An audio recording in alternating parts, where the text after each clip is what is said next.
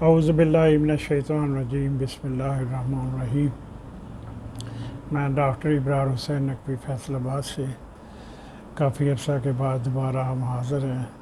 آج میرا جو موضوع ہے وہ ہے گردوں کا حوالے سے میں بات کروں۔ گردوں کی جب بات کرتے ہیں تو اس میں لائف ڈیپینڈ کرتی ہے، اور اب چند ایک نشانیاں جو ہیں ان کو آپ سامنے رکھیں گے تو پھر آپ زیادہ آسانی سے سمجھ سکیں گے۔ اگر آپ کو بار بار پیشاب آ رہا ہے تو اس کی وجہ شوگر بھی ہو سکتی ہے، اور مردوں میں پروسٹیٹ کا پرابلم بھی ہو سکتا ہے۔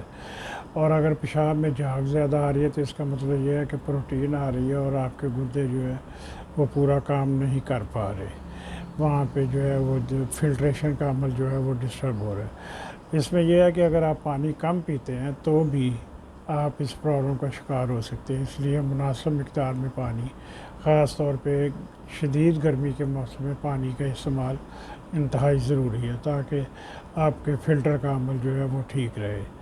اس حوالے سے چند ایک غذائیں ہیں جس پہ مجھے ڈسکس کرنی ہے کہ اگر ہم اپنی خوراک کا خیال رکھیں تو پھر جو ہے وہ ہم اپنے گردوں کو بہتر طریقے سے بچا سکتے ہیں اور اپنی گردوں کی تکلیف کو ڈیلے کر سکتے ہیں۔ جیسے خرابی کی صورت میں ڈائلسس وغیرہ کا عمل آتا ہے تو اس پہ بچا جا سکتا ہے۔ اگر آپ ڈائبٹک ہیں تو پھر آپ کو شوگر کو کنٹرول رکھنا ہے، اور شوگر کو 120 سے 150 کے نیچے رکھنا ہے۔ 150 سے نیچے اور 120 کے قریب رکھے، فاسٹنگ ہو یا رینڈم، تو پھر آپ کے گردوں کا۔ دوسرا یہ ہے کہ اگر آپ بلڈ پریشر کے مریض ہیں تو بلڈ پریشر کو کنٹرول کرنا ضروری ہے۔ یہ دونوں چیزیں جو ہیں ڈائریکٹ گردوں پہ اثر ڈالتی ہیں۔ تیسری بات ہوتی ہے کہ آپ ڈائٹ کا انتخاب جو کریں گے وہ انتہائی مناسب اور سادہ غذا ہونی چاہیے۔ زود ہضم غذا جس کو کہتے ہیں ہم، آسانی سے ہضم ہو سکے وہ غذا ہونی چاہیے۔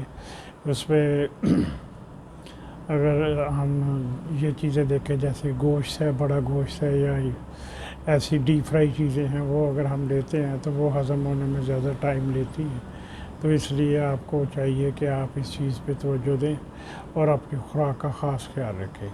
اور سیلڈ میں اگر آپ لال گوبھی، بند گوبھی جو ریڈ کلر کی ہے وہ، اور شملہ مرچ جو ہے ریڈ، اگر سیلڈ کے طور پہ آپ استعمال کرتے ہیں تو آپ بہت ساری کمپلیکیشن سے بھی بچ سکتے ہیں اور گردے کی تکلیف سے بھی بچ سکتے ہیں، اور اگر تکلیف ہے تو ریکور کر سکتے ہیں ان چیزوں سے۔ لہسن کا ڈیلی استعمال جو ہے وہ بھی آپ کے لیے فائدہ مند ہے۔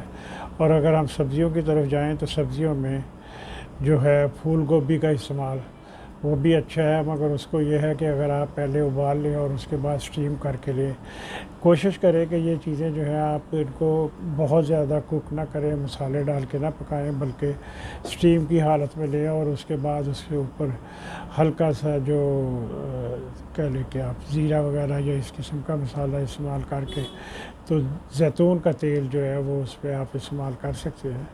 تو زیتون کا تیل اس کے لیے ویسے بھی بہت فائدہ مند ہے کیونکہ کولیسٹرول فری ہوتا ہے، اس لیے وہ زیادہ فائدہ مند ہے۔